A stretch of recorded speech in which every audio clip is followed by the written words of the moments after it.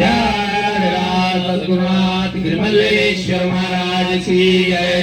राजा सद्गुरुनाथ शिवप्रभु महाराज की जय।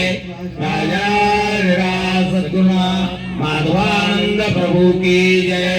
राजा सद्गुरुनाथ गुरुपुत्रेश्वर महाराज की जय। राजा सद्गुरुनाथ जगन्नाथ महाराज की जय। ಪ್ರತಿ ವರ್ಷದಂತೆ ಹಿರೇಬಳ್ಳಿಕೆಟ್ಟಿ ಗ್ರಾಮದಲ್ಲಿ ಸದ್ಗುರು ಸಮರ್ಥ ಗಿರಿಮಲ್ಲೇಶ್ವರ ಮಹಾರಾಜರ ಸ್ಮರಣಾರ್ಥ ಸಪ್ತಾಹ ಕಾರ್ಯಕ್ರಮ ಇದೆಲ್ಲ ಇನ್ನೂ 4 ದಿವಸ 2-3 ದಿವಸವರೆಗೂ ವೀರಲಿಂಗೇಶ್ವರ ಜಾತ್ರಾ ಮಹೋತ್ಸವ ಜರುಗುವುದು. ಅದು ಇವತ್ತಿನ ದಿವಸ ಸಪ್ತಾಹದ ಮಂಗಲಮಯ ಸಮಯ. ಈ ಒಂದು ಹಿರೇಬಳ್ಳಿಕೆಟ್ಟಿ ಗ್ರಾಮದಲ್ಲಿ ಶಿವಪ್ರಭು ಮಹಾರಾಜರು, ಮಾಧವಾನಂದ ಪ್ರಭುಜಿಯವರು, ಗುರುಪುತ್ರೇಶ್ವರ ಮಹಾರಾಜರು ಎಲ್ಲ ಪೂಜ್ಯರೂ 3 ದಿವಸದವರೆಗೆ ಪ್ರತಿ ವರ್ಷ ಕಾರ್ಯಕ್ರಮ, ಸಪ್ತಾಹ, ಪ್ರವಚನ ಕಾರ್ಯಕ್ರಮ, ಮಂಗಲಮಯ ಸಮಯ ಇವೆಲ್ಲ ಮಾಡ್ತಾ ಬಂದಿದ್ದಾರೆ. ಮಹಾತ್ಮರ ಸಂತರು ಶರಣರು ಬರುವುದಾಗಲಿ, ಅಧ್ಯಾತ್ಮದ ಒಂದು ಚಿಂತನೆ ಮಾಡೋದಾಗಲಿ, ಧ್ಯಾನ, ನಿತ್ಯನ ಉಪಾಸನ ಅಥವಾ ಸಗುಣ ಉಪಾಸನ, ನಿರ್ಗುಣ ಧ್ಯಾನ ನಮಗೆ ಕಲಿಸ್ಕೊಡಕ್ಕೆ ಅವ್ರ ಜ್ಞಾನಿಗಳು ಬರೋದು ಎದುರು ಸಲಹೆಪ್ಪ ಅಂತಂದ್ರೆ ಮನುಷ್ಯ ಜನ್ಮದ ಉದ್ಧಾರ ಸಲುವಾಗಿ. ನಾವೆಲ್ಲ ಜೀವನದಲ್ಲಿ ಪ್ರಪಂಚ ಅನ್ನೋದೊಂದೈತೆ ನಮಗೆಲ್ಲ. ಹೆಣ್ಣು ಮಕ್ಕಳು, ಸಂಸಾರ, ಸಂಪತ್ತು, ಸ್ತ್ರೀ ಪುರುಷ, ಆಸೆ ಆಕಾಂಕ್ಷೆಗಳು ಇವೆಲ್ಲವೂ ಮನುಷ್ಯನಿಗೆ ಸಹಜ. ಆದರೂ ಸಹಿತ ಕೊನೆಗೆ ಹೋಗಿ ನಾವೆಲ್ಲ ಎಲ್ಲಿ ಮುಟ್ಟೋದಪ್ಪ ಅಂತಂದ್ರೆ ಆ ಒಂದು ಸ್ಥಿತಿ ಅದಲ್ಲ, ಜೀವನ ಮುಕ್ತಿ ಅನ್ನುವಂಥ ಒಂದು ಮಹತ್ವದ ಘಟ್ಟವನ್ನು ನಾವೆಲ್ಲ ಮುಟ್ಟಬೇಕಾಗಿದೆ. ಆ ಜೀವನ ಮುಕ್ತಿಯನ್ನು ಪಡ್ಕೋಬೇಕಪ್ಪ ಅಂತಂದ್ರೆ ನಾವೆಲ್ಲ ಅಧ್ಯಾತ್ಮ ಜೀವಿಗಳಾಗ ಅವ್ರು ದಾಸೋರ್ ಮುಖಾಂತರ ಹೇಳಲ್ಲ, ಜಾಲೇ ಸಾಧನಾಚೆ ಫಲ, ಸಂಸಾರ ಜಾಲ ಸಫಲ, ನಿರ್ಗುಣ ಬ್ರಹ್ಮತೆ निश्चल अंतरी बिंबले, विषेव झाला मायेचा, झाला निवाडा तत्वांचा, साध्य होता साधनाचा ठाव नाही. ಎಲ್ಲ ಜ್ಞಾನಿಗಳು ನಿಮಗೆ ಹೇಳ್ಕೊತ ಬಂದಾರ, ನಾವು ಅದನ್ನ ಕೇಳ್ಕೊತ ಬಂದಿದ್ವಿ. ಆದರೆ ಅವ್ರು ಹೇಳಿದ್ದನ್ನ ಕೇಳಿ ನಾವು ಬದಲಾವಣೆ ಆಗೋದು ಅಷ್ಟೇ ಹೋಗಿ. ಹಂಗೆ ಈ ಜ್ಞಾನಿಗಳು ಸಂತೋಷ. ಯಾಕಂತಂದ್ರೆ ಒಂದು ಊರೊಳಗೆ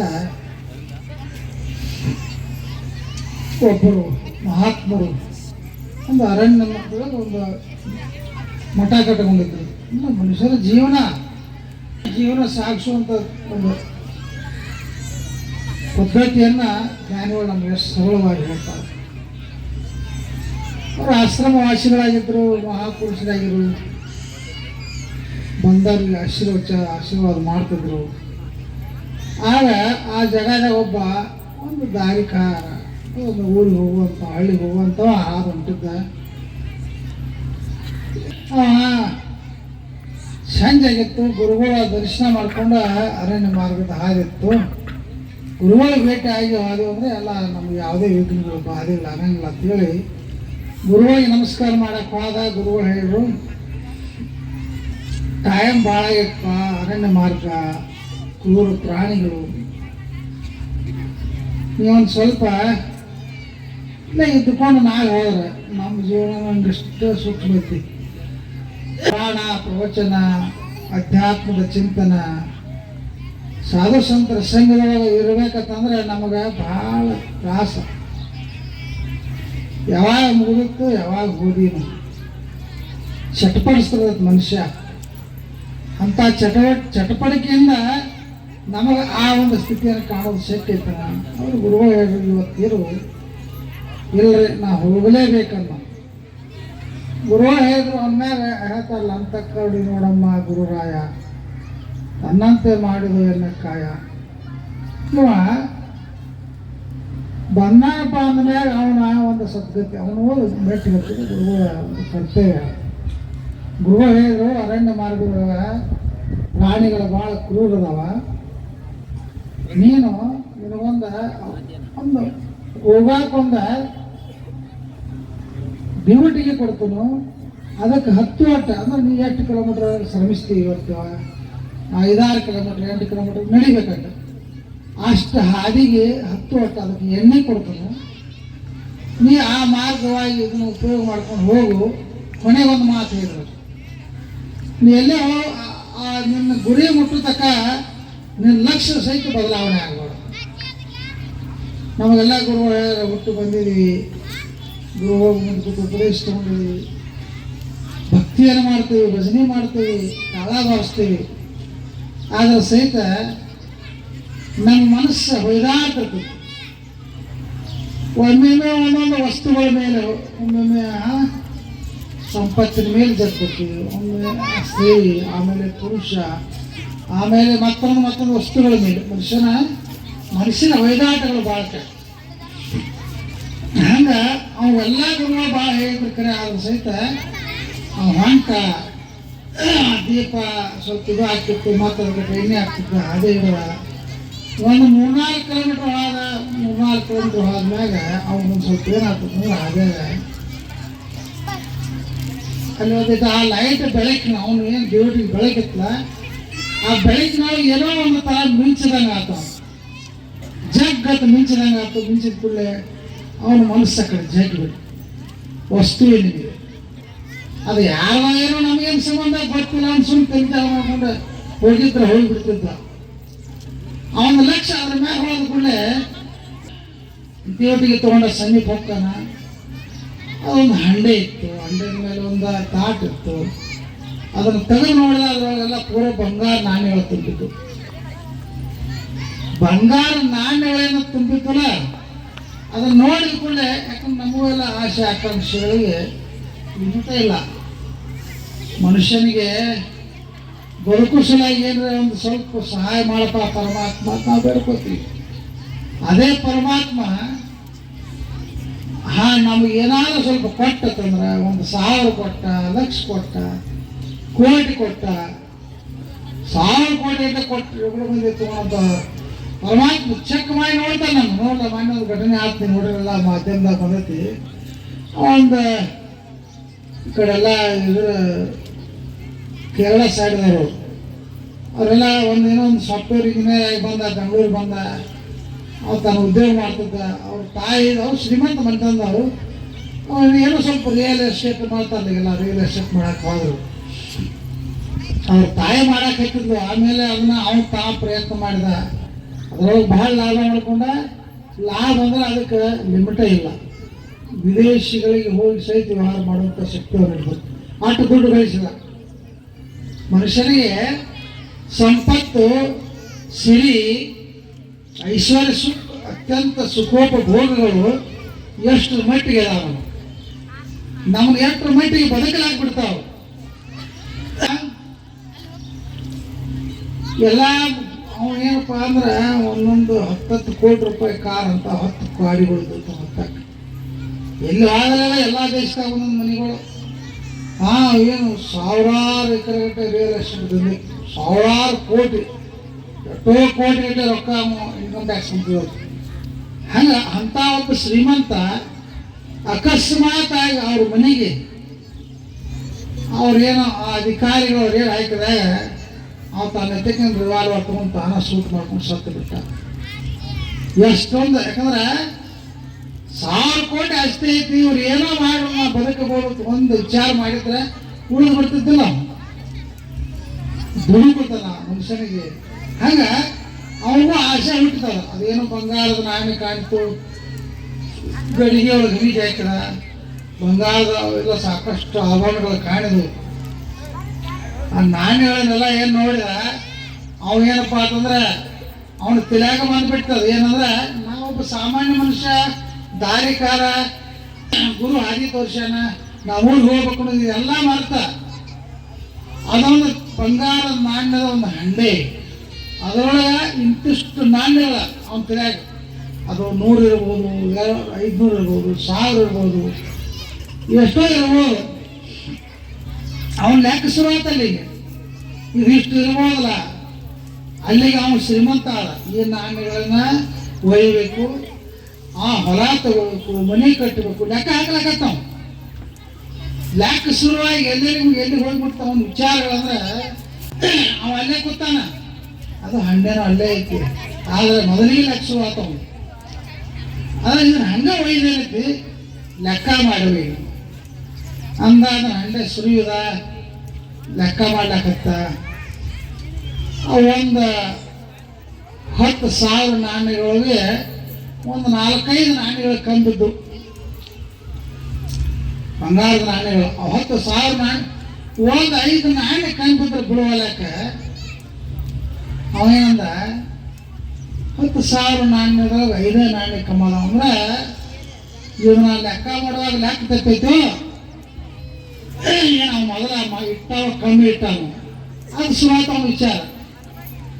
ವಿಚಾರಕ್ಕೆ ಬಿದ್ದು ಅದೊಂದು ಕಮ್ಮಿ ಇರುವಾಗ ತೊಗೊಂಡು ಹೋಗಿದ್ರೆ ಹೊಗೆ ಬಿಡ್ತದ ಬೆಟ್ಟಿಗೆ ಹತ್ತದ ಮತ್ತೆ ಸುರಿದ ಮತ್ತೆ ಲೆಕ್ಕ ಮಾಡಕತ್ತ ಹಿಂಗೆ ಲೆಕ್ಕ ಮಾಡುವುದ್ರಾಗನ ಆ ದೋಟಿಗೆ ಹಾಕಬೇಕು ಲೆಕ್ಕ ಎಟ್ಟು ತಕ ನಡೆದಿತ್ತಂದ್ರೆ ಕನಿಷ್ಠ ಒಂದು 2-3 ತಾಸು ಲೆಕ್ಕ ನೋಡ್ಬಿಡ್ತಾವ ಆ ಲೆಕ್ಕದಾಗ ಅವೇನು ದೇವ್ರಿಗೆ ಹಾಕಕ್ಕೆ ಎಣ್ಣೆ ತಂದಿದ್ದ ಎಣ್ಣೆನೂ ಆಗಿತ್ತು ಅವ ಲೆಕ್ಕ ಮಾಡೋದು ಮುಗಿತು ಶುದ್ಧ ಆತ ಲೆಕ್ಕ ಅದೊಂದು 10,000 ಪ್ರಾಣಿಗಳು ಆಗಿಬಿಟ್ಟು ಇನ್ನೊಂದು ಲೆಕ್ಕ ಶುದ್ಧ ಆತಂದ ಡ್ಯೂಟಿಗೆ 6 ಲೆಕ್ಕ ಬಂದಿತ್ತು ಎಣ್ಣೆ ಆಗಿ ಹೋಗಿತ್ತು ಇನ್ನೇನು ಅದೆಲ್ಲ ಶುದ್ಧ ಆಯ್ತಂದು ಹೆಗನೆ ಮಾಡ್ಕೊಂಡು ಮುಂದೆ 4 ಹೆಜ್ಜೆ ಹೋಗ್ತಿದ್ದ ಡ್ಯೂಟಿಗೆ ಆಯ್ತು ಡ್ಯೂಟಿಗೆ ಆಗೋದನ್ನ ನೋಡ್ತಿದ್ದವು ಪ್ರಾಣಿಗಳು ಕ್ರೂರ ಪ್ರಾಣಿಗಳದ ದೇವಿಲ್ಲ ಗುರುಗಳು ಆದ ಮೇಲೆ ಆ ಡ್ಯೂಟಿಗೆ ಆಗೋದಾಗನ ಬಂದು ಅವನ ಮ್ಯಾಗ ಹೆರಿಗೆ ಅವ್ನು ಮುರ್ಕೊಂಡು ತಿಂದುಬಿಟ್ಟು ಬರೀ ನಮ್ಮ ಲೆಕ್ಕ ನಾವೇನು ಲೆಕ್ಕ ಹಾಕ್ತಿಲ್ಲ ಈ ಲೆಕ್ಕನ ನಮ್ಮ ನೋಡಿ ಅದು ಹೋಗಿ ಮುಟ್ಟುತ್ತೆ ಹಿಂಗೆ ಎಷ್ಟೋ ಮಂದಿ 1,000 ಕೋಟಿ ಗಳಿಸಿದವ್ರು ಸಹಿತ ಅವ್ರದ್ದೇನು ವಿಚಾರ ಬುದ್ಧಿಶಕ್ತಿ ಹೊಳಿಲಾಗಬೇಕಾಗಿ ಹಾದಿ ಏನಾಗಿದೆ ಅದನ್ನು ಅವರು ಜ್ಞಾನಿಗಳು ಮಹಾತ್ಮರು ನಮಗೆ ಒಂದು ಸನ್ಮಾನಗಳನ್ನು ತೋರಿಸೋ ಸಲುವಾಗಿ ಅವ್ರು ಗಿರಿಮಲೇಶ್ವರ ಮಹಾರಾಜರು ಅಂತವ್ರು ಹೇಳಿದ ಶಂಕರಪ್ಪ ಮಹಾರಾಜರು ಬೆಳಿಗಟ್ಟಿ ಜನರನ್ನ ಇವ್ರ ಹೃದಯವನ್ನು ಇವ್ರ ಮನಸ್ಸನ್ನು ಅರಿತಂಥವ್ರು ಮಾಧವಾನಂದ ಪ್ರಭುಜಿಯವರು ಅದು ಎಷ್ಟೋ ಸಮಯ ಇದೆ ಅಂತ ಅಂತಂದ್ರೆ ಅವ್ರು ತಮ್ಮ ಶರೀರದ ಪರಿವಿರ್ಲಾರ್ದನ ಶರೀರಕ್ಕೆ ಸಾಕಷ್ಟು ತ್ರಾಸಿದ್ದಾಗ ಅವ್ರು ಶಂಕರಪ್ಪ ಹೇಳಿದ್ರು ಮೇಲೆ ದೇವ್ರು ಬಂದರು ಇಲ್ಲೇ ಬಿಸಿಲಿನ ತಾಪಕ್ಕೆ ತಡ್ಕೊಳ್ಳಲಾರ್ಕ ಅವ್ರು ಇಲ್ಲಿ ಗಿರಿಮಲೇಶ್ವರ ಮಹಾರಾಜರ ಗುಡಿಯೊಳಗೆ ಅಲ್ಲೇ ಜಳಕ ಮಾಡಿದರು ಅಲ್ಲೇ ಜಳಕ ಮಾಡಿದ ನೀರು ಹಾಕ್ಕೊಂಡ ಅಲ್ಲೇ ಹೊರಗೆ ಬಂದು ಅರಿವಿ ಉಟ್ಕೊಂಡು ಆದ್ರೆ ಇಷ್ಟೊಂದು ತ್ರಾಸಿದ್ರು ಸಹಿತ ಇಲ್ಲಿ ಬರೋದು ಅವ್ರು ತಪ್ಪಿಸಿದ್ದಿಲ್ಲ ಆಗಿ ಎಷ್ಟು ಕಳಕಳಿ ಒಂದೇ ಅದಕ್ಕೆ ಹೇಳಿ ಅದು ಒಂದೇ ಮಾತು ಅವರು ನಮ್ಮ ಗುರುವಿನ ಗುರಿ ನನಗಿಂತ ಮೊದಲು ಕಟ್ಟಿದಲ್ಲ ಇವರು ಅವರು ಆ ಒಂದು ಪ್ರೀತಿ ವಾತ್ಸಲ್ಯ ಅದಕ್ಕೆ ಗುರುವಿನ ಮಗ ಇವನು ಸದ್ಗುರುವಿನ ಮಗ ಇವನು ನಾವು ಗುರುವಿನ ಮಕ್ಕಳು ಆಗ್ಲಕ್ಕ ಪ್ರಯತ್ನ ಮಾಡಬೇಕು ಅಷ್ಟೇ ಅಲ್ಲ ಸಂಸ್ಕಾರವಂತರಾಗಬೇಕು ಎಷ್ಟೋ ವರ್ಷಗಳ ಕಾಲ ಅಥವಾ ಸಪ್ತಮಾನಕ್ಕೆ 50 ವರ್ಷ ಆಯ್ತು 60 ವರ್ಷ ಆಯ್ತು ಗೊತ್ತಿಲ್ಲ ಆಗ ಸಹಿತ ಸಂಸ್ಕಾರದಿಂದ ನಾವು ವಂಚನೆ ಆಗಬಾರ್ದು ಈಗೆಲ್ಲ ಆಧುನಿಕತೆ ಈಗಿನ ದಿನಮಾನ ಹೇಳ್ತಾರೆ ದಿನಮಾನ ಬಲು ಕೆಟ್ಟವು ಸದ್ಗುರು ಪುತ್ರ ನಿನಗಾವದೊಂದು ಕೊಟ್ಟವು ದಿನಮಾನ ಹೆಂಗಾಕರು ಒಳ್ಳೆ ನಮಗೆ ಸಂಸ್ಕಾರ ಸಿಕ್ಕೈತಿ ಒಳ್ಳೆಯ ಸಂಸ್ಕಾರ ಸಿಕ್ಕೈತಿ ಒಳ್ಳೆಯ ಸದ್ಗುರು ಪರಂಪರೆ ಸಿಕ್ಕೈತಿ ಒಳ್ಳೆಯ ಮಹಾಪುರುಷರು ಸಿಕ್ಕಾರ ಇದನ್ನು ಆಡಿ ನಾವು ಜೀವನ್ಮುಕ್ತರಾಗಬೇಕು ಅನ್ನೋದನ್ನು ಬಿಟ್ಟು ಒಂದು ಅಡಮಾರ್ಗ ಚಲೋ ಮಾರ್ಗ ಸಾಕಟ್ಟದವು ಆದ್ರೆ ನಾವು ಹಿಡಿದು ಆಟ ಮಾರ್ಗ ಹಂಗೆ ಗಿರಿಮಲೇಶ್ವರ ಮಹಾರಾಜರ ಪರಮ ಶಿಷ್ಯರ ಸಂಗಯಪ್ಪನ ಅಂತವ್ರು ಯಾಕಂದ್ರೆ ಎಷ್ಟೊಂದು ಸಾಮರ್ಥ್ಯ ಈ ಧ್ಯಾನದೊಳಗೆ ಅಧ್ಯಾತ್ಮದ ಒಂದು ಮಹತ್ವ ಎಷ್ಟೈತಪ್ಪ ಅಂತಂದ್ರೆ ಸಂಗಮೇಶ್ವರ ಮಹಾರಾಜರು ಅವೆಲ್ಲ ಗಿರಿಮಲೇಶ್ವರ ಮಹಾರಾಜರಂದ್ರೆ ಮಹಾಪುರುಷರು ಮಹಾಜ್ಞಾನಿಗಳು ಅವ್ರೇನು ನೀನು ಒಳ್ಳೆಯದರೆ ಕೊರಡು ಕುನೋಡು ಬರಡು ಹೈನೋಡು ವಿಷಯ ಬರ್ಕೊತಲ್ಲ ಹಂಗೆ ಒಳ ಕೊಡ ಸಹಿತ ಚಿಗಿಸಿದಂಥ ಗಿರಿಮಲ್ಲೇಶ್ವರ ಮಹಾರಾಜರು ಅಂಥ ಒಬ್ಬ ಮಹಾಪುರುಷರ ಶಿಷ್ಯರ ಸಂಘಾಯತನಂತವರು ಅವ್ರ ಶಿಷ್ಯತ್ವವನ್ನು ವಹಿಸಿ ಸಾಧನ ಮಾರ್ಗದಲ್ಲಿ ತೊಡಗಿದಾಗ ಅವ್ರಿಗೇನೋ ಒಂದು ತೊಂದರೆ ಸಮಸ್ಯೆ ಬರ್ತದೆ. ಏನಪ್ಪ ಅಂತಂದ್ರೆ ಅವ್ರ ಓಣಿ ಒಳಗೆ ಅಲ್ಲಿ ಆಜು ಬಾಜುದಲ್ಲಿ ಬಡತನ ಜನ ಭಾಳ ಆ ಬಡ ಜನರು ನಾವು ಗುರುವಿನ ಸಪ್ತಾಕ್ ಬಾಬು ಸಾಹೇಬ್ ಮಹಾರಾಜ ಸಪ್ತಾಕ್ ಹೋಗ್ತೀವಿ ಸಂಘಾಯತನವರು ನಮಗೆ ಸ್ವಲ್ಪ ಸಹಾಯ ಅವ್ರ ತಾಮ ಮನೆಯಾಗಿನ ಎಮ್ಮೆ ಹೋದ ಜಮಖಂಡಿ ಮಾರ್ಕೆಟ್ದಾಗ ಮಾರಿ ಆ ರೊಕ್ಕ ತಂದು ಅವ್ರಿಗೆ ಸೀರೆ ತಂದ್ರತ್ತ ಒಂದು 8-10 ಮಂದಿ ಹೆಣ್ಮಕ್ಳಿಗೆ ದೇವ್ರ ಸಲಾಗಿ ಸಪ್ತಾಕ್ ಹೋಗ್ತಾರನ್ನ ಮಾಡಿದ್ದವ್ರು ಸಂಘಾಯತನವ್ರು ಮಾಡಿದಂಥ ಕೆಲಸ. ಅವ್ರಿಗೆಲ್ಲ ಹೋಗಕ್ಕೆ ಪಶ್ಚಾರ ಕೊಟ್ಟರು, ಬುತ್ತಿ ಮಾಡ್ಕೊಳಕ್ಕೆ ಕಾಳ ಕಡಿಕೊಂಡು ಕೊಟ್ಟರು, ಎಮ್ಮೆ ಮಾರಿ ತಾಮ ಎಮ್ಮೆ ಮಾರಿ. ಆಮೇಲೆ ಮನೆಗೆ ಬಂದು ಅವ್ರನ್ನೆಲ್ಲ ಕಳಿಸಿದ್ರು, ಮನೆಗೆ ಬಂದರು. ಮನೆಯಾಗಿ ನಾವು ಕೇಳತ್ತವ್ರು ಸಂಘಾಯತನವ್ರು ಏನ್ ಮೇಲೆ ಐತಿ ಎಮ್ಮೆ ಮತ್ತು ಮಾರ್ಕೊಂಬರಕ್ಕೆ ಹೋಗಿದ್ರು. ಎಮ್ಮಿನಿಲ್ಲ ರೊಕ್ಕನಿಲ್ಲ ಹಿಡಿದವ್ರು ಕೇಳಿಕೊಳ್ಳ ಅವ್ರು ಹೇಳು ಸಂಗಮೇಶ್ವರ ಮಹಾರಾಜರು ಸಂತ್ಯ ಕಟ್ಟಿನಿ ಭಾಳ ಗಾದ್ಲಿತ್ತು, ಎಮ್ಮೆ ಬೆಳ್ಳಿ ಹರ್ಕೊಂಡು ಹೋಗಿತ್ತು, ನನಗೆ ಸಿಗಲಿಲ್ಲ ಅಂತ ಅವ್ರು ಮಾಡ್ಯಾರ. ಭಕ್ತಿ ಸಲಾಗಿ ಎಮ್ಮೆ ಮಾರಿ ತಮ್ಮ ಮನೆಯಾಗಿನ ಎಮ್ಮೆ ಮಾರಿ ಅಲ್ಲೇನು ಶಿಷ್ಯ ಪರಂಪರೆ ಇತ್ತಲ್ಲ, ಹೆಣ್ಮಕ್ಳು ಇದ್ರು ಬಡತನದಲ್ಲಿ ಮೈ ಮ್ಯಾಗ ಅರಿಬಿದ್ದಿಲ್ಲ. ಅವ್ರಿಗೆಲ್ಲ ಸೀರೆ ಕೊಂಡ್ಕೊಟ್ರು, ರೇಷನ್ ಕೊಂಡ್ಕೊಟ್ರು, ಬಸ್ಸಿಗೆ ಹೋಗಕ್ಕೆ ರೊಕ್ಕ ಕೊಟ್ಟರು, ಸಪ್ತಾಕ್ ಹೋಗ್ತಾರೆ ಅನ್ನೋದು ಅಷ್ಟೇ. ಇಟ್ಟೆಲ್ಲ ಮಾಡಿ ಮನೆಗೆ ಬಂದು ಸುಳ್ಳು ಹೇಳ ಸುಳ್ಳು ನಾವು ದಿನನಿತ್ಯ ಹೇಳ್ತೀವಲ್ಲ, ನಾವು ಹೊತ್ತು ನೋಡ್ತಾರೆ ಸುಳ್ಳು ಹೇಳ್ತೀವಿ. ಅದ್ರ ಸಲಾಗಿದ್ರೆ ನಮ್ಮ ಹೆಂಡ್ರ ಮಕ್ಕಳ ಸಲಾಗಿ ನಮ್ಮ ಸ್ವಾರ್ಥ ಸಲಾಗಿ ಸುಳ್ಳು ಹೇಳ್ತೀವಿ ನಾವು. ಅವರು ಪರೋಪಕಾರ ಸಲಾಗಿ ಭಕ್ತಿ ಮಾಡಕ್ಕೆ ಕಲಿಸೋ ಸಲಾಗಿ ನಾವು ಯಾರು ಹಂಗೆ ತಯಾರಾಗಿದೆ ಹೇಳಿ ನಾವು ಇದೆಲ್ಲ ಕಾರ್ಯಕರ್ತರು ಎಲ್ಲ ಸಪ್ತಾಹ ಮಾಡುವಂಥ ಇವೆಲ್ಲ ಕಾರ್ಯಕರ್ತರು ಇದೆಲ್ಲ ಎಷ್ಟೋ ವರ್ಷಗಳ ಕಾಲ ಈ ಒಂದು ಸಪ್ತಾಹ ನೆರವೇರಿಸ್ಕೊಂಡಂಥ ಭ್ರಷ್ಟಾನ ಅಡುಗೆ ಮಾಡಿರ್ತೀರಪ್ಪ. ಊಟಕ್ಕೆ ಏನೆಲ್ಲ ಭ್ರಷ್ಟಾನ ಅಡುಗೆ ಅನ್ನ ಸಾರ ಪಲ್ಯ ಸತ್ತಿಕ ಭ್ರಷ್ಟಾನ ಅಡುಗೆ ಮಾಡಿ ಬರ್ಪ ಸಪ್ತಾಹ ಐತಿ, ಪುರಾಣ ಕೇಳಿ, ಭಜನೆ ಮಾಡಿ, ದರ್ಶನ ಮಾಡ್ಕೊರಿ. ಈ ಒಂದು ಆನಂದ ಸಮಯದಾಗ ನೀವು ಒಂದು ಸ್ವಲ್ಪ ಕಾಲ ಕಳೆಯಿರಿ. ಅಂದರೆ ಈ ಒಂದು ಸಾಧು ಸಂತರ ಸಂಘ ಮಾಡಿ ಸತ್ಸಂಗದ ಮಹತ್ವ ತಿಳ್ಕೊರಿ, ಅಧ್ಯಾತ್ಮದ ಚಿಂತನೆ ಮಹತ್ವ ತಿಳ್ಕೊರಿ. ಅವರೆಲ್ಲ ಪ್ರಯತ್ನ ಮಾಡ್ತಾರೆ ಅಂದಾಗ ನಾವು ಎಷ್ಟು ಆಸಕ್ತಿಯಿಂದ ಮಾಡ್ತೀವಿ ಅದನ್ನು. ಸುಮ್ಮನೆ ಏನೋ ನಡೆದೈತಿ, ಎಲ್ಲರೂ ಕೂತಾರೆ, ನಾವು ಅటు ಹೋಗ್ಕೊಂಡ್ರು ಅವ್ರೇನೋ ಹೇಳ್ತಾರೆ, ಕೇಳ್ಕೊಂಡು ಕೂತಿರ್ತಾರೆ. ನಾವೇನು ಒಂದು 4 ಮಾತು ಅಳತೆ ಮಾಡಿ ಸುಮ್ಮನೆ ಹೊಂಟು ಅಷ್ಟು ಸಲಾಗಿ ಬಂದಿದ್ದೈತಿ ನಮ್ಮ ಜೀವ. ಅದಕ್ಕೆ ಅವರು ಜ್ಞಾನಿಗಳು ನಮಗೆ ಸ್ಮರಣ ದೇವಾಚೆ ಕರಾವಿ ಅಖಂಡ ನಾಮ ಜಪದಾವಿ ನಾಮಸ್ಮರಣ ಪಾವಾವಿ ಸಮಾಧಾನ ಇವೆಲ್ಲ 3 ದಿವಸದವರೆಗೆ ಸಪ್ತಾಹ ಮಾಡಿರಿ. ಎಲ್ಲರೂ ಸಾಕಷ್ಟು ಅಧ್ಯಾತ್ಮದ ಚಿಂತನೆಯನ್ನು ಹೇಳ್ಯಾರ, ನೀವೆಲ್ಲ ಕೇಳಿರಿ. ಆದರೂ ಸಹಿತ ಈಗಿನ ಜಗತ್ತು ಏನು ಬಯಸ್ತೈತಪ್ಪ ಅಂತಂದ್ರೆ ಒಂದು ಥರ ಮನೋರಂಜನೆ, ಜೀವನ ಮನೋರಂಜನೆ ಕಳೆದ ಹೇಳ್ತಾರೆ. ಸುಮ್ಮನೆ ಕಾಲವನ್ನು ಕಳೆದು ಸಾಯುವುದು ಉಚಿತವೇ ಮರುಡಿ ನೋಡಿ. ಇಲ್ಲ ಪುರಾಣ ಹೇಳಲ್ಲಿ ಎಷ್ಟು ಆಸಕ್ತಿಯಿಂದ ನಾವು ಕೇಳಾಗ್ತೀವಿ. ಅದೇ ಮತ್ತೊಂದು ಮನೋರಂಜನೆ ಕಾರ್ಯಕ್ರಮ ಬರ್ತಂದ್ರೆ ಒಂದು ದೊಡ್ಡ ಕೋಟಿಗೆಲ್ಲ ಕೊಟ್ಟು ಒಬ್ಬ ಮನೆ ಕಟ್ಟಿದ್ರು, ಖರ್ಚು ಮಾಡಿದ್ರು ಬೆಂಗಳೂರು ಅಂತ ಸಿಟಿಯೊಳಗೆ ಕೋಟಿಗಟ್ಟಲೆ ಆ ಮನೆ ಕಟ್ಟಿದ್ದ, ಮಹಾತ್ಮ ಕರೆಸಿದ್ದ. ಮಹಾತ್ಮರಿಗೆ ಎಲ್ಲ ಮನೆಯಾಗೆಲ್ಲ ಕಾಲು ಹಾಕಿರು, ಪಾದ ಹಾಕಿರ್ತಾರೆ, ತಿರುಗಾಡಿ ಮಾಡಿದ. ಅವ್ರು ಒಂದು 200 ರೂಪಾಯಿ ದಕ್ಷಿಣ ಕೊಟ್ಟ ಕಳಿಸಿದ. ಆಮೇಲೆ ಮತ್ತೊಬ್ಬಕ್ಕೆ ಸಿನಿಮಾ ನಟನ ಕರೆಸಿತ್ತು. ನಮ್ಮ ಮನೆ ಭಾಳ ಚಲೋ ಕೊಟ್ಟು ನೋಡಕ್ಕೆ ಆಯ್ಕೆ ಬರ್ತಾಳೆ ಗೊತ್ತಾದ್ರೆ ಊರೆಲ್ಲ ಕಿತ್ತೊಂದಿರ್ತದೆ. ನೋಡ್ಲಾಕ ಇವನು ಮನೆ ನೋಡಕ್ಕಲ್ಲ, ನೀವು ಮನೆ ನೋಡಕ್ಕಲ್ಲ, ಆಕೆ ಬರೋಕ್ಕಿದ್ದಿಲ್ಲ ಆಕಿನ ನೋಡಕ್ಕೆ. ಒಬ್ಬರ ಮ್ಯಾಗ ಒಬ್ಬರು ಹೀಗೆ ಪುರಾಣ ಕೇಳಕ್ಕೆ ಯಾರು ಬರ್ತಾರೆ? ಒಬ್ಬರ ಮ್ಯಾಗ ಒಬ್ರು ಬಿದ್ದಿಲ್ಲ. ಆಕಿನ ನೋಡಕ್ಕೆ ಬಂದ ಹಾಕಿದ ಪೆಂಡಾಲ ಮುರಿದು ಈ ಮಾಡಿದ ಅಡಿಗೆ ಎಲ್ಲ ತಿಂದು ದಿವಾಳಿ ತೆಗೆದು ಹೋಗಿಬಿಟ್ಟಿರ್ತವೆ. ಅದನ್ನು ನೋಡಕ್ಕೂ ಭಾಳ ಮಂದಿ ಈಗೇನಿಲ್ಲ ಇದಕ್ಕಿಂತ ಇನ್ನೂ 2 ದಿನ ನಾವು ನೋಡಕ್ಕಿನಿ. ಅದೇನೋ ಮೆರಡು ಸ್ವಲ್ಪ ಏನೋ ಅಂತಾರ ಅದಕ್ಕೆ ಇನ್ನೇನೋ ಅವ್ರು ಯಾರ್ಯಾರೋ ತಂದು ಕುಣಿಸ್ತಾರೆ. ಆ ಕುಣಿಯವ್ರು ನೋಡಕ್ಕೆ ಬಂದು ಭಾಳ ಆಯ್ತು. ಪುರಾಣ ಕೇಳೋರು ಯಾರು ಭಾಳ ಕಮ್ಮದಾರ. ಏನು ಸುಮ್ಮನೆ ಅಧ್ಯಾತ್ಮದ ಚಿಂತನೆ ಅವ್ರು ಬೆರಿಬೇಕನ್ನೋರು ಅಷ್ಟು ಇದ್ರೊಳಗೆ ಬರ್ತಾರೆ.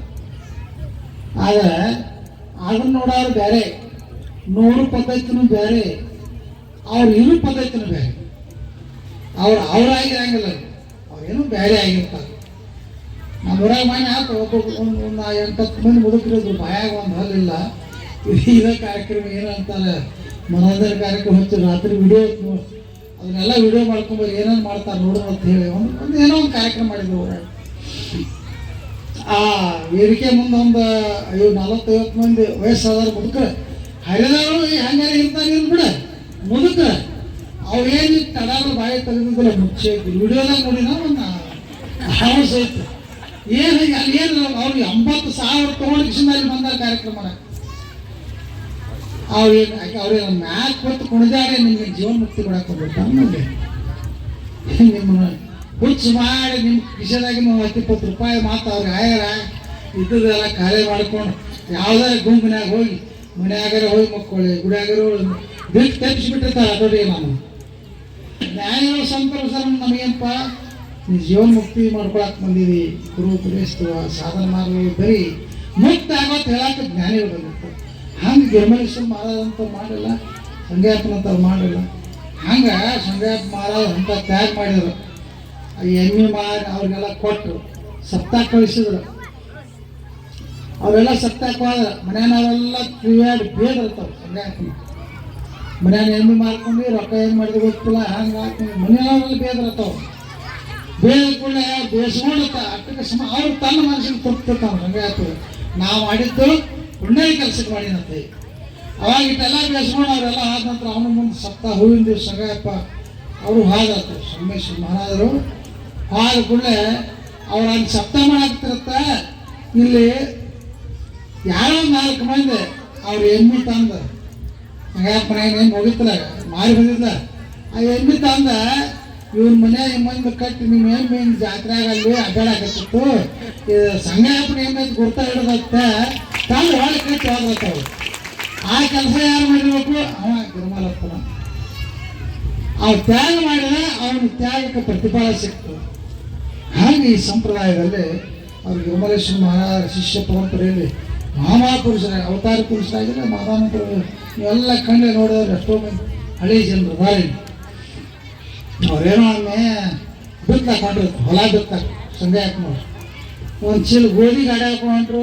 ಬಡತನ ಮಂದಿ ಹರಿಯಾಗಿತ್ತರು, ನಮಗೆ ತಿನ್ನಕ್ಕೆ ಊಟ ಕೂಳಿಲ್ರಿಪ್ಪ, ಒಂದಿಷ್ಟು ಕಾಳು ದಾನ ಮಾಡಿ ಅಂದ್ಕೂಡ ಎಲ್ಲ ಚೀಲ ಎಲ್ಲ ಜಾಡಿಸಿ ಒಂದು ಉಡೆ ಆಗಟ್ಟು ಬೀಜ ತೊಗೊಂಡು ಹೊಲಕ್ಕೆ ಹೋದಪ್ಪ ಸಂಗಮೇಶ್ವರ ಮಹಾರಾಜ.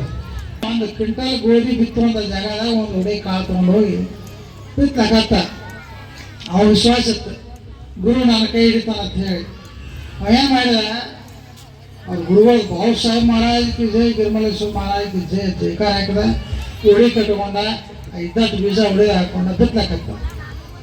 ಆ ಬೀಜ ಆದ ನಂತರ ಅಲ್ಲೇ ಮಗ್ಲಾಗ ಉಸ್ಕಿನ ಕೊಟ್ಟಿರ್ತದೆ. ಆ ಉಸುಕು ತೊಗೊಂಡು ಉಳಿದ ಹಾಕಿ ಇಡೀ ಹೊಲ ಎಲ್ಲ ಬಿಟ್ಟಿರುತ್ತೆ, ಇಡೀ ಹೊಲ ಎಲ್ಲ ಬೆಳೆದು ಬಿಟ್ಟಿರ್ತದೆ. ಇದು ಪುಣ್ಯದ ಕೆಲಸ ಮಾಡಿದ್ರೆ ಪ್ರತಿಫಲ ಹೋಗಲ್ಲ. ಹಂಗೆ ಈ ಸಾಧು ಸಂತರ ಶರಣರ ಸಂಘ ಭಾಳ ಮಹತ್ವವಾದದ್ದು. ಜೀವನದಲ್ಲಿ ನಾವು ಬದಲಾವಣೆ ಆಗಬೇಕು, ಬದಲಾವಣೆ ಆಗಲಿಲ್ಲ ಆಗದ ಹೊರತಾಗಿ ಯಾವುದೇನು ನಾವು ಹಿಂಗೆ ಮಾಡ್ತೀವಿ, ಏನೇನೋ ಮಾಡ್ತೀವಿ, ಪುರಾಣ ಕೇಳ್ತೀವಿ, ಭಜನೆ ಮಾಡ್ತೀವಿ, ಮತ್ತೇನೋ ಮಾಡ್ತೀವಿ. ವ್ಯರ್ಥ ಸುಮ್ಮನೆ ಕಾಲವನ್ನು ಕಳೆದು ವ್ಯರ್ಥ ಕಾಲ ಹರಣ ಮಾಡಿ ಜೀವನ ಆಯುಷ್ಯ ಬಾಲ್ಯ ಯೌವನ 3-30 ವರ್ಷಗಳ ಕಾಲ ಹೆಂಗೆ ಡ್ಯೂಟಿಗೆ ತಂದ್ರೆ ಇಂಕ ಏನ ಡ್ಯೂಟಿ ಅಂದರೆ ಪರಮಾತ್ಮನಿಗೆ ನಾವು ಶರಣ ಹೋಗಿದ್ದೀವಿ. ಶರೀರ ಕೊಟ್ಟಾನ, ಅದಕ್ಕೆ ಜೀವಾತ್ಮನನ್ನು ಕೊಟ್ಟಾನ. ಅದಕ್ಕೆ ಬದುಕಲಾಕ ಇದೇನು ಹೆಂಗಂತಾರಲ್ಲ 50 ವರ್ಷ 60 ವರ್ಷ ಈ ಒಂದು ಕಾಲ ಸಮಯ ಬದುಕಾಕ ಅದಕ್ಕೆ ಎಣ್ಣೆ ಕೊಟ್ಟಾನೆ. ಅದನ್ನು ನಾವು ಸದುಪಯೋಗ ಮಾಡ್ಕೊಂಡ್ವಿ ಅಂದರೆ ಮುಕ್ತರಾಗ್ತೀವಿ. ದುರುಪಯೋಗ ಮಾಡ್ಕೊಂಡ್ರೆ ವ್ಯರ್ಥ ಕಾಲ ಹರಡ ಮಾಡಿ ಶರೀರವನ್ನು ಯಾಕಂದ್ರೆ ಪುನರಪಿ ಜನನ ಪುನರಪಿ ಹುಟ್ಟು ಸಾವು ಜೀವನ ಚಕ್ರದೊಳಗೆ ಹೋಗ್ತಿರ್ಕೊಳ್ಳುವಂಥ ಮಾತನ್ನು ಜ್ಞಾನಿಗಳು ಹೇಳ್ತಾ ಬಂದಿದ್ದಾರೆ. ಸಮಯ 1:30 ಗಂಟೆ ಇನ್ನೂ ಎಲ್ಲ ಇದೆ. 24ನೇ ತಾರೀಕುವರೆಗೂ 24ನೇ ತಾರೀಕು ಇವತ್ತು 20 ನಿನ್ನ ಇದೆಲ್ಲ 18, 19, 20 ಇದು ಗಿರ್ಮಲೇಶ್ವರ ಮಹಾರಾಜರ ಸ್ಮರಣಾರ್ಥ ಸಪ್ತಾಹ ಇನ್ನೆಲ್ಲ ಇನ್ನು ಜಾತ್ರಾ ಮಹೋತ್ಸವ ಕಾರ್ಯಕ್ರಮ ಪ್ರಾರಂಭ 24ನೇ ತಾರೀಕು ದಿನನಿತ್ಯ ಇಲ್ಲೆಲ್ಲ ರಾತ್ರಿ ಜಾಗರಣೆ ನಿಮಿತ್ತವಾಗಿ ಕೆಲವೊಂದು ಡೊಳ್ಳಿನ ಪದಗಳು ಹಾಕ್ಯಾರ. ಇನ್ನು ಮನೋರಂಜನೆ ಕಾರ್ಯಕ್ರಮ ಅದಾವ. ಆಮೇಲೆ ಪ್ರವಚನ ಕಾರ್ಯಕ್ರಮನ ದಿನನಿತ್ಯ ಒಬ್ಬೊಬ್ಬರು ಬೇರೆ ಬೇರೆ ಬೇರೆ ಬೇರೆ ಮಹಾತ್ಮರನ್ನು ಕರೆಸಿ ಪ್ರವಚನ ಮಾಡೋ ಸ್ಥಳದಾಗ ನೀವೆಲ್ಲ ಇಷ್ಟು ಸಮಯ ಅವಕಾಶ ಪ್ರಪಂಚಕ್ಕೆ ಸಾಕಷ್ಟು ಪರಮಾತ್ಮ ನಮಗೆ 11 ತಿಂಗಳು ಕಳೆದಿರ್ತೀವಿ. ಒಂದು ತಿಂಗಳೊಳಗಿನ ಒಂದು 5-6 ದಿವಸ ತಿಳ್ಕೊಳ್ಳಿ. ಸಮಾಧಾನ ಶಾಂತಿ ನೆಮ್ಮದಿಯಿಂದ ಎಲ್ಲ ವಿಮುಕ್ತತೆ ಅಲ್ಲ ಮನುಷ್ಯನಿಗೆ ಪರಿಶುದ್ಧತೆ ಅಂತಾರೆ. ಕಾಯ ವಾಚ ಮನಸ್ಸ ತ್ರಿಕರಣ ಶುದ್ಧಿ ಅಂತಾರೆ. ಕಾಯ ಅಂದರೆ ಶರೀರದಿಂದ, ಈ ಶರೀರದಿಂದ ಕೆಟ್ಟ ಕೆಲಸ ಆಗಬಾರದು, ದುಶ್ಚಟಗಳಿಂದ ದೂರ ಇರಬೇಕು, ವ್ಯಸನಾದಿಗಳನ್ನು ಮಾಡಬಾರದು. ನೀವು ಜಾತ್ರಾ ಮಹೋತ್ಸವ ಮಾಡೋದು ಅದ್ರ ಸಲುವಾಗಿ ನಾವು ಶರೀರದಿಂದ ಕೆಟ್ಟ ಕೆಲಸ ಇದೊಂದು 5 ದಿವಸ ಪಾಲನೆ ಮಾಡೋದು. ನಾವು ಕೆಟ್ಟ ಕೆಲಸ ಆಗಬಾರ್ದು, ವ್ಯಸನಾದಿಗಳನ್ನು ವಿಮುಕ್ತ ಆಗ. ವಾಚ ಶಬ್ದದಿಂದ ಮತ್ತೊಬ್ಬರ ಸಹಿತ ನಿಂದ ಮಾಡಬಾರ್ದು. ಆಮೇಲೆ ಮನಸ್ಸು ಪರಿಶುದ್ಧವಾಗಿರ್ಬೇಕು. ಬರ್ರಿ ಕುಂಡ್ರಿ ಪ್ರಸಾದ ಮಾಡ್ರಿ, ನಮ್ಮ ಜಾತ್ರೆ ಭಾಗಿಯಾಗ್ರಿ, ಈ ಆನಂದ ಸಾಗರ ನೀವೆಲ್ಲ ತಲ್ಲಿನಾಗಿರುವಂಥ ಮನಸ್ಸನ್ನು ನಮ್ಮ ಜೀವನದಲ್ಲಿ ಬಳಸ್ಕೋಬೇಕು. ಅಂಥ ಒಂದು ಅಧ್ಯಾತ್ಮದ ಚಿಂತನೆ ಒಳಗೆ ನೀವೆಲ್ಲ ಬೆರ್ತೀವಿ. ಇದೆಲ್ಲ ಪ್ರತಿ ವರ್ಷವೂ ಭಾಳ ಇದೆಲ್ಲ ಸಾಕಷ್ಟು ಜನ ಸೇರ್ತೀವಿ. ಗುರುವಾರ ಪುಣ್ಯ ಅದನ್ನೆಲ್ಲ ಪ್ರತಿ ವರ್ಷದ ಜಾತ್ರೆ ನೇರ್ತಿತ್ತು. ಈ ವರ್ಷ 4-5 ದಿವಸ ಜಾಸ್ತಿ ಕಾರ್ಯಕ್ರಮ ಇರೋದ್ರಿಂದ ಅದು ಮುಕ್ತಾಯ ಸಮಾರಂಭ. ನಾವು 24ನೇ ತಾರೀಕು ದಿವಸ ಮತ್ತು ಜಾತ್ರೆಗಳು ನಡೀತಾವೆ. ಯಾರ್ಯಾರು ಮದುವೆಗಳು ಮಾಡೋರು ಮದುವೆ ಮಾಡ್ಕೊತಿರ್ತಾರೆ. ಇನ್ನು ಎಲ್ಲ ಕಾರ್ಯಕ್ರಮಗಳು ನಡೀತಿರ್ತಾವೆ, ಮನೋರಂಜನೆ ಕಾರ್ಯಕ್ರಮ ನಡೀತಿರ್ತಾವೆ. ನಾವೆಲ್ಲ ಈ ಒಂದು ಅಧ್ಯಾತ್ಮದ ಸಮಯವನ್ನು ಆ ಬೀರಲಿಂಗೇಶ್ವರ ಜಾತ್ರಾ ಮಹೋತ್ಸವ ಆಗಿರ್ಬೋದು, ಇನ್ನು ಮತ್ತು ದೇವಿ ಆರಾಧನಾ, ಗ್ರಾಮ ದೇವತೆಯ ಜಾತ್ರಾ ಮಹೋತ್ಸವ, ಎಲ್ಲವನ್ನು ಇದು ಏನೋ ಒಂದು ನಾವು ಮಾಡ್ಲಾಕತ್ತಿದೆ ಅಂತ ಮಾಡಕ್ಕೆ ಹೋಗಬೇಡಿ. ಆನಂದ ಸಾಗರ ದೇವಿ ಜಾತ್ರೆ ಆಗಲಿ, ಬೀರಲಿಂಗೇಶ್ವರ ಜಾತ್ರೆ ಆಗಲಿ, ಈ ಪರಮಾತ್ಮ ನಮ್ಮ ಭಾಗ ಕಟ್ಟಲ್ಲ. ಈ ಒಂದು ತಾಲೂಕಲ್ಲ, ಈ ಜಿಲ್ಲಾಕ ಸುಖ ಸಮೃದ್ಧಿ ನೆಮ್ಮದಿಯನ್ನು ಕೊಟ್ಟು ನಮ್ಮನ್ನೆಲ್ಲ ಕಾಪಾಡಕ್ಕೆ ಆ ದೇವರಿಗೆ ಬೇಡ್ಕೊಂಡು ನಾವೆಲ್ಲರೂ ಇಂಥ ದೊಡ್ಡ ಜಾತ್ರಾ ಮಹೋತ್ಸವ ಮಾಡಿದ್ವಿ ಅಂತಂದ್ರೆ ಆ ಪುಣ್ಯದ ಪ್ರತಿಫಲನೆ ನಿಮಗೆ ದೊರೀತೈತಿ. ನೀವೆಲ್ಲ ಇಲ್ಲಿವರೆಗೆ ಶಾಂತ ಚಿತ್ತದಿಂದ ಪ್ರವಚನ ಆಲಿಸಿರಿ. ನಮ್ಮೆಲ್ಲರಿಗೂ ಒಂದಿಸಿನಲ್ಲಿ 2 ಮಾತು ನಾವು